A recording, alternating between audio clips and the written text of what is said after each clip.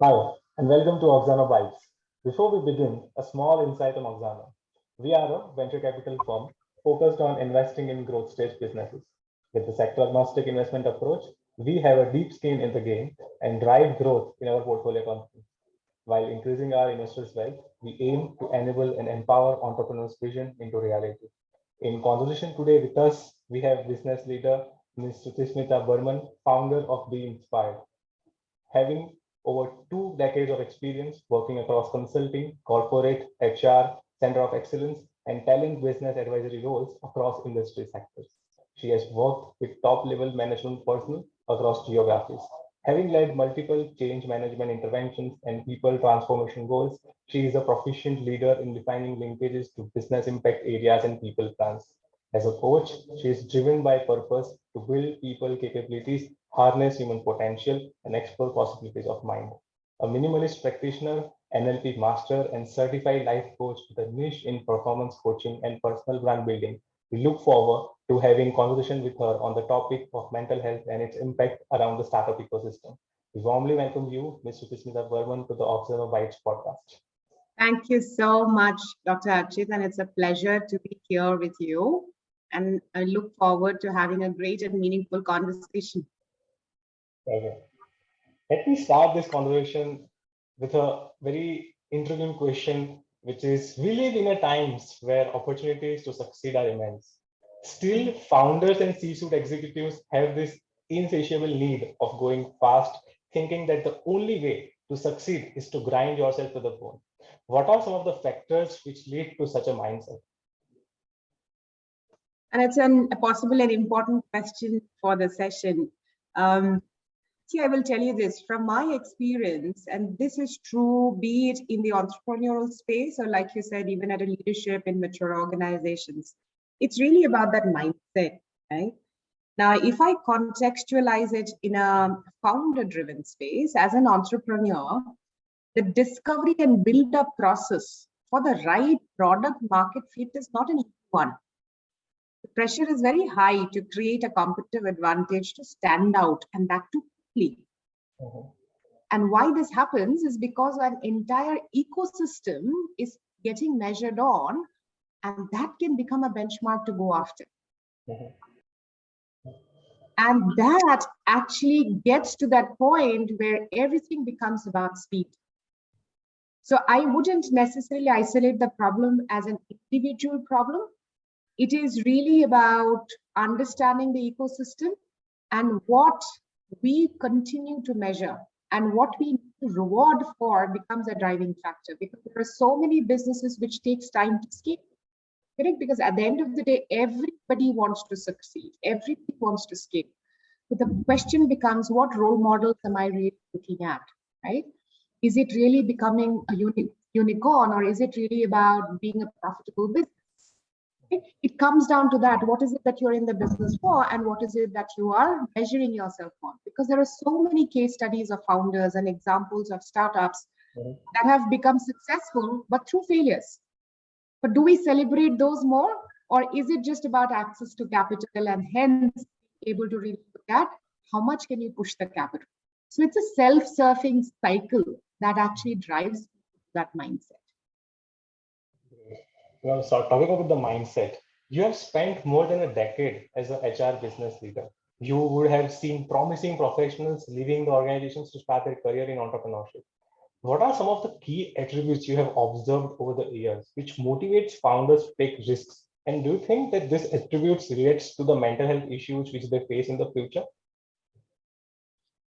Interesting aspect again, Dr. Archit, and I will tell you this, and this is what has actually led me to my career choice to be a performance coach and a brand building coach with specific focus on startups, right? In my career, like you said, I have seen both successes and people who have had to pull back.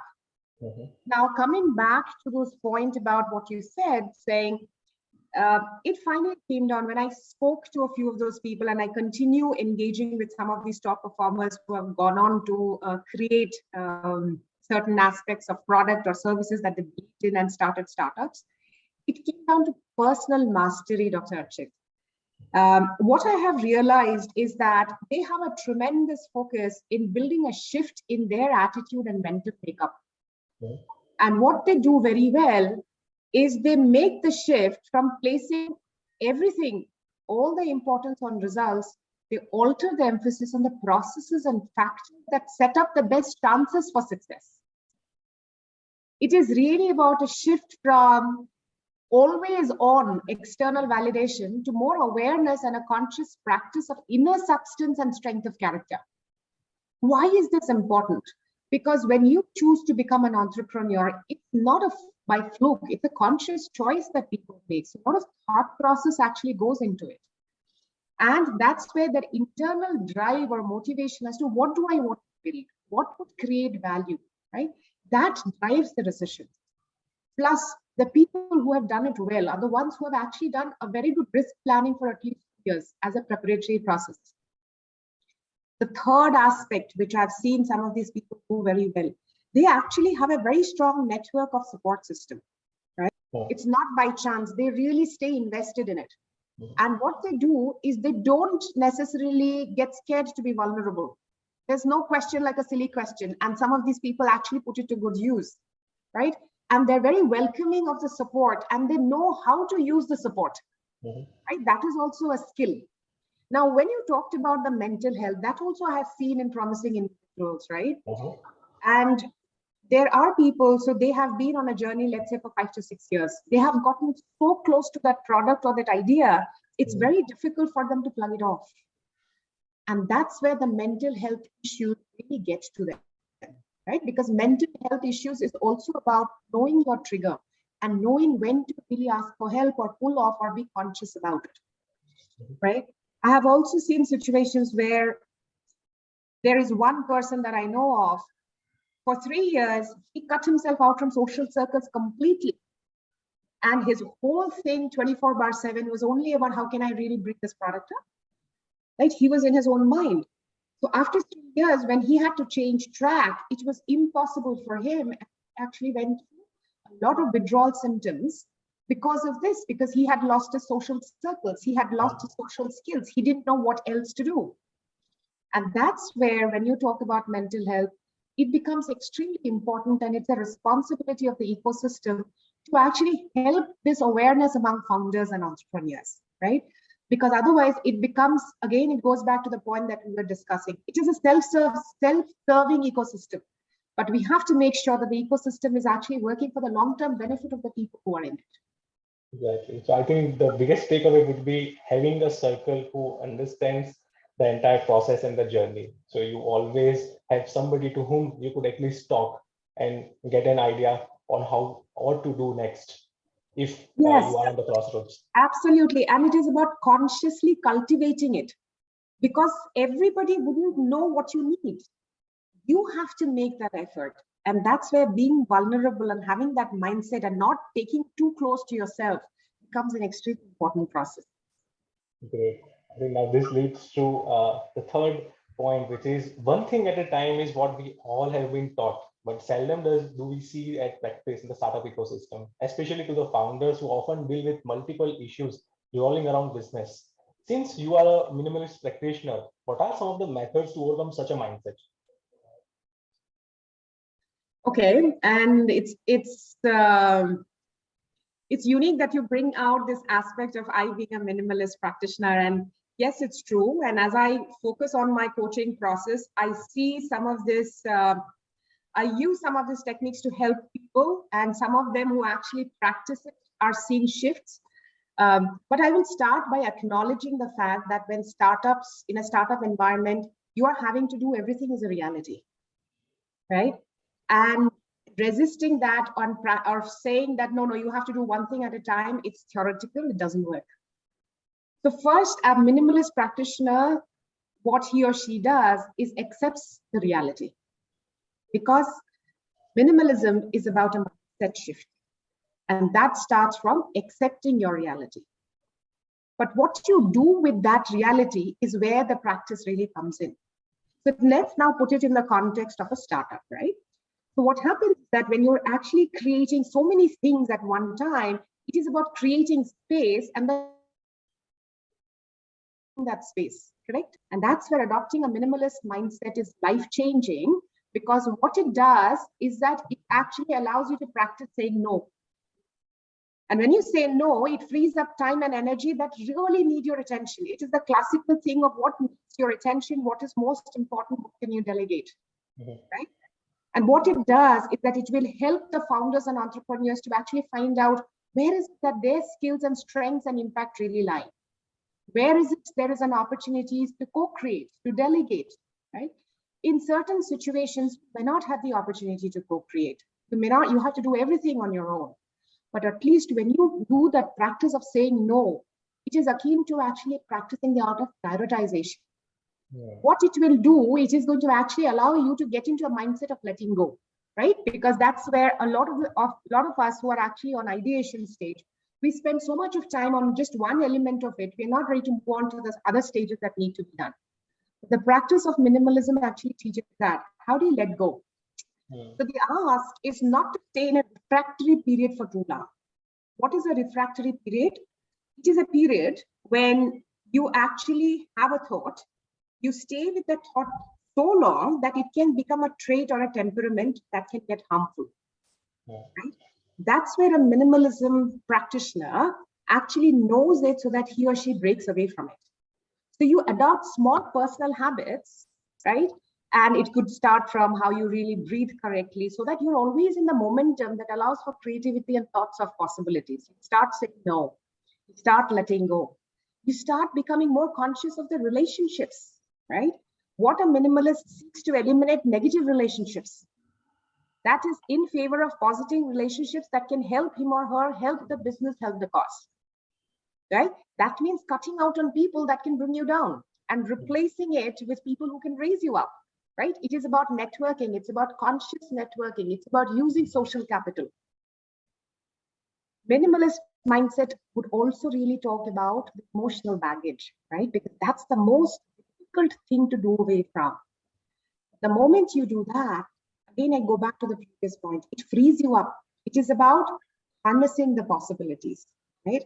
And I'll tell you this, after talking to founders who are possibly in their early 30s, founders who are in their late 40s, I didn't see a difference in terms of this approach being used and helping them. So it is not really a question of where you are in your life cycle. It is really about what you consciously want to do. You make that choice and you keep practicing it to help you in your business. I think the most important aspect is the clarity of mind, and that will reduce the refractory period which you talked about. And it will also help us to cut down the baggage, because we know the most important thing right now is to focus on whatever is actually required, apart from thinking ahead that what are the next steps and all. I think the best part is refractory period has to be as small as possible so that it doesn't become great for the future. Trait, yes, absolutely. Because what happens is a temperament becomes a trait if you stay on it for too long. And once it becomes a trait, it's very difficult to pull it back. So, you know what, we do have this, but still the biggest asset for any startup is the intellect that they have in their team. Given the exposure of work, offering of employee stock options, having little to no hierarchy structure, they still encounter high attrition. So what are the areas which needs to re-energize to make the atmosphere more inclusive? Okay, first is to possibly normalize attrition. I'll tell you what I mean by that. Attrition is going to happen in every industry. What is important is to be able to really try and say, what is the tolerance level I'm willing to work with? What works for me? And that starts from the fact about who do I recruit? What am I recruiting for, right? Because what happens in a startup environment, especially if you're flush with funds, you focus on really getting a lot of people to create something for the sake of creating. If you're a product organization, you would create products, but do you know who's your customer? Do you have a market for it? Have you thought through some of those elements of it? Because if you don't, and the business is not sustainable, you have to lay off, and people would necessarily read some of those signs, and in anticipation, people will leave. Or if in anticipation that you're going to create great products, you're going to create or you're going to hire people who are extremely creative people. But creative and innovative people are high maintenance, high energy. They wouldn't be in an environment which doesn't utilize that energy. They will go. So that's where the prudence to actually hire right. And you always hire for the skills that you need immediately. So the decision to be able to take in what would you hire for and what would you train for has to be carefully thought through, especially where you have to optimize on your resources, right? The second part of it is all the startups, right? If you leave aside, say, for example, Flipkarts of the world, a fairly reasonable size where you can still know one-on-one people. You would still understand the motivation drivers. What becomes important is to say, what network are you creating within the organization to help them stay on career paths or work in areas that is because of which you have hired them. The other thing, what will happen, Dr. Archit, is as startups grow, people will also start building aspirations or skill sets aligned to that, correct? So the organization has to be very intentional about developing skills, what the business needs and what the individual needs. The other thing that startups don't necessarily do very well is being able to say, who do I need to let go of? Layoffs, I'm not mentioning as layoffs, but how do you measure performance? And how do you do it in a manner that is ethical, that is also working in favor of the employee? Because you need to give the person time. You just can't say, okay, this is not working and let the person go, right? So how do you think through some of those elements, which is more in terms of hiring strategies? Second part of it, the engagement strategies of development and investing. The third, how do you manage performance, right? What competencies, what is the network that you're creating within your organization? What culture are you building in the organization is what is going to determine whether you can keep the attrition level at tolerance level that you have determined is going to work for your business. It is not about a generic thing saying that attrition is high or low, right? It is really about accepting that attrition will happen. The question then becomes, how do I make it work that makes sense for me as an organization? Talking about the mindsets, entrepreneurship being a conscious choice, does the burden of expectations of being successful in new ventures affect the resident minds of founders? If yes, what are the ways to mitigate it? I think this point, some of the aspects that we spoke about earlier will find its way here again. I think it just depends on individuals. That's the first thing. And what mindset each one of them are actually getting in as they start their journey. But I will tell you 2 or 3 things that I have commonly seen of resilient individuals in this space. One is all of them normalize failures, all of them. And what do I mean by normalizing failure is they think of failures as a stepping stone, as something to learn. They don't dwell in it. We talked about the refractory period. So they normalize it. They learn from it. And what they do is actually they create more pathways to make sure that every time, the next time they go ahead, it's far more prepared. So their level of preparedness goes up substantially. And that increases their resilience. The second part of it goes back to what we were talking about, falling back on the network. And what they do, and this, again, I'm very, very conscious of this, that it is a very fragmented segment too. Because while some of the founders and entrepreneurs, because of their life experiences of having been educated in a particular way, come from a particular institution, they have that network and that support. And that's extreme. The alumni network is extremely helpful. There are others who don't have that advantage. And that's where I think, and they may not be a stage where they would have got the seed capital or the funding from the investors or the VCs. So the question then becomes, how do I cultivate that network? But actually being able to put up your hands and saying, asking for support, being part of professional networks, because there's so many groups right now, right? And just being in that group, knowing what is happening around, right, gives them a non-threatening environment to actually look at possibilities of what will work for them. That becomes another trait of people who are resilient and who can continue going. The third element of them is these people are extremely self-aware and they're willing to go out of the comfort zone. And I will say this, see, many times we use that aspect of saying, getting out of the comfort zone in a very general manner. We generalize it. There is a science behind it, because when you really push beyond a certain limit, an individual will break, right? And why is that so? Because our mental makeup, and that's where mental health issues and all of this really come into the picture, even if you are in something that you're passionate about.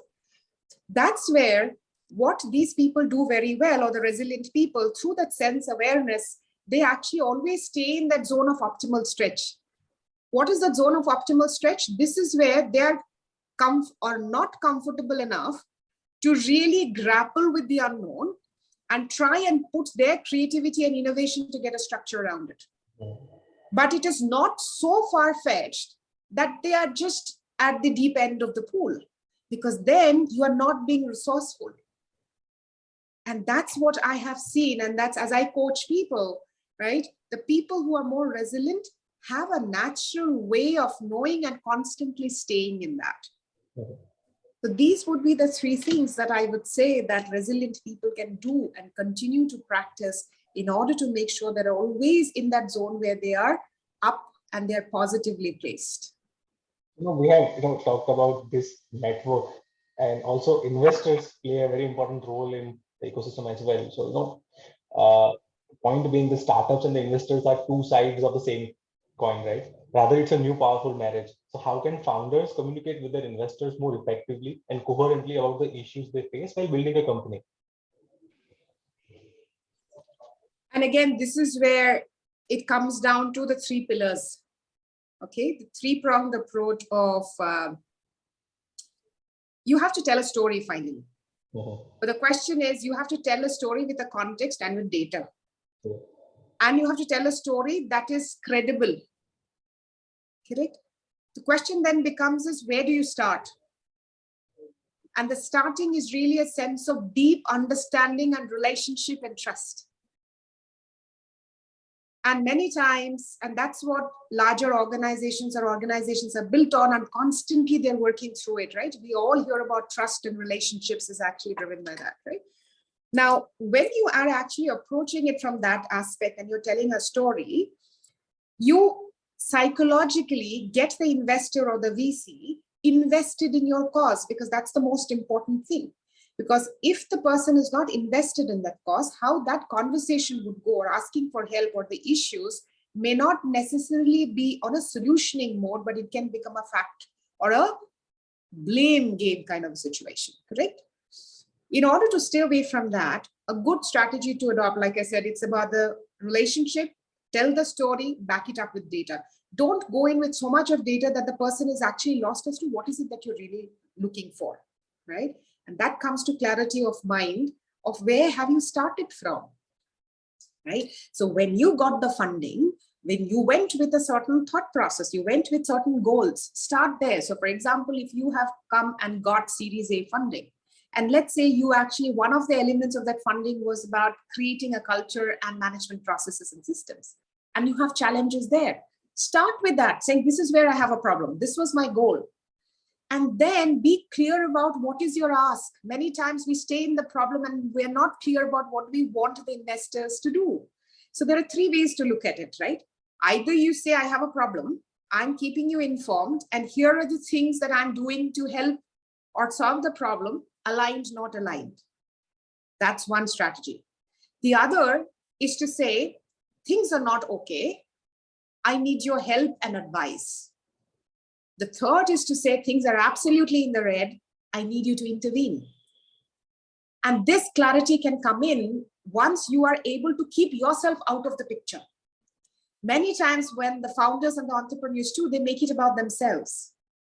And that's where the coaching process or the mindset process to be able to say, it is not about me. It is really about staying as to why you started off in the first place, what you want to achieve, can actually help the founders and the entrepreneurs to be in the mindset so that they're able to build relationships and stay in that relationship to be able to use the investors to solve their issues and communicate correctly.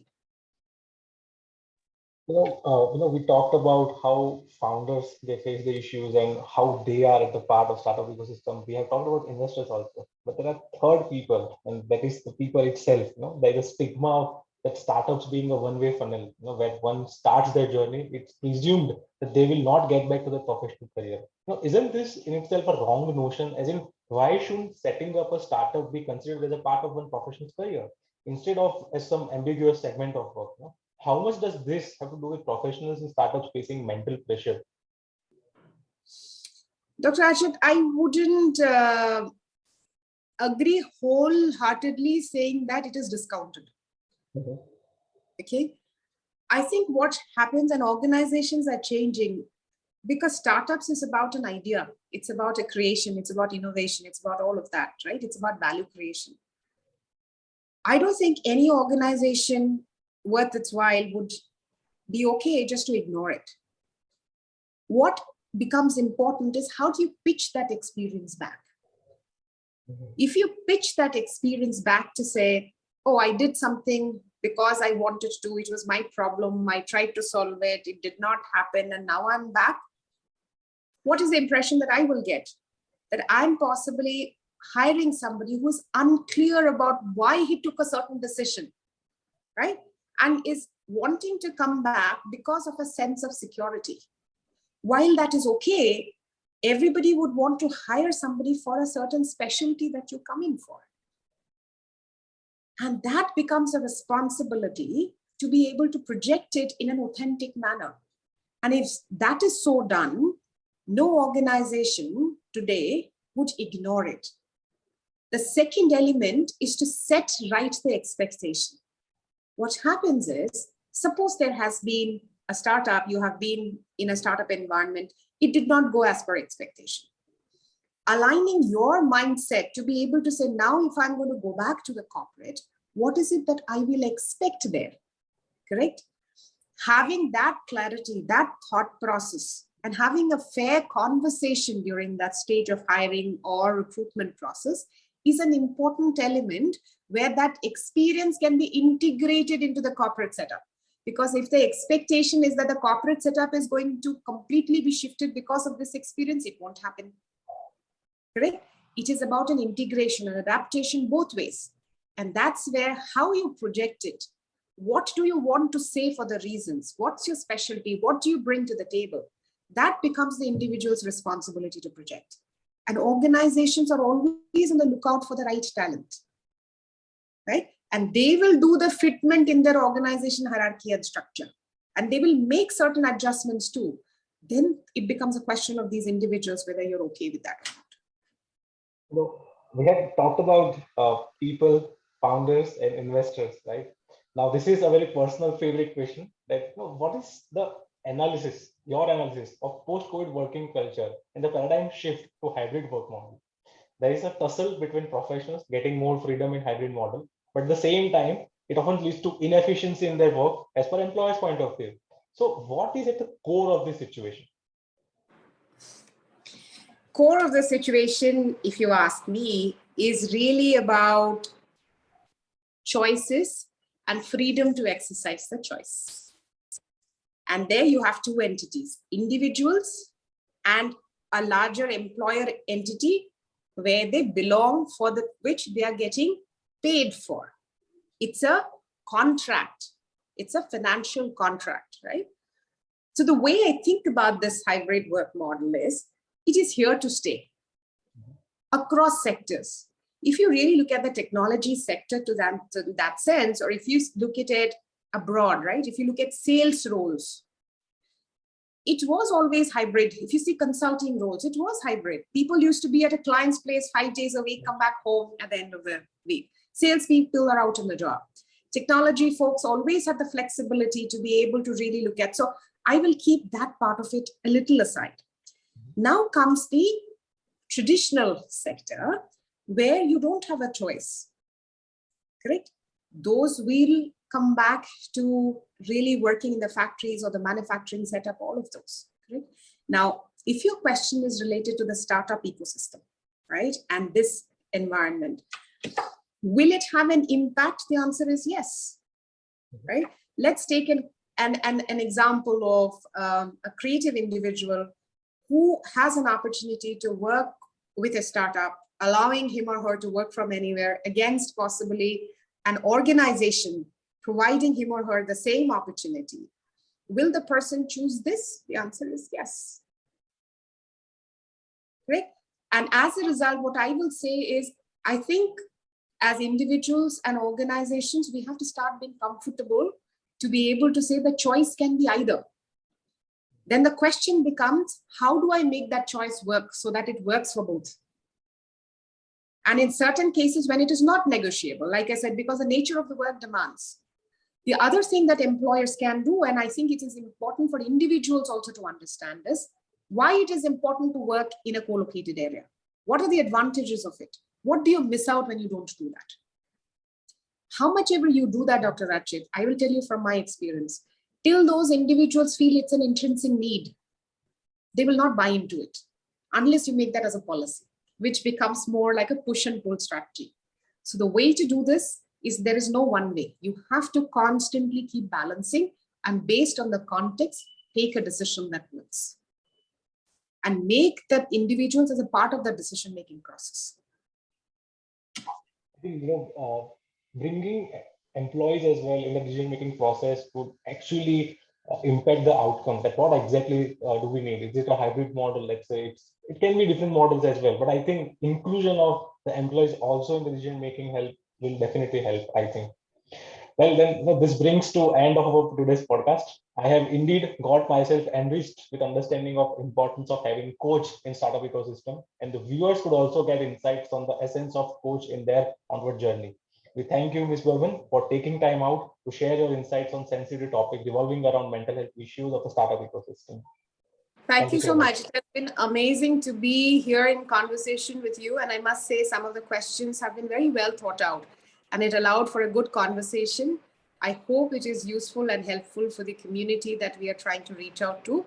Wish you all the very best. Thank you so much. Thank you so much. Take care.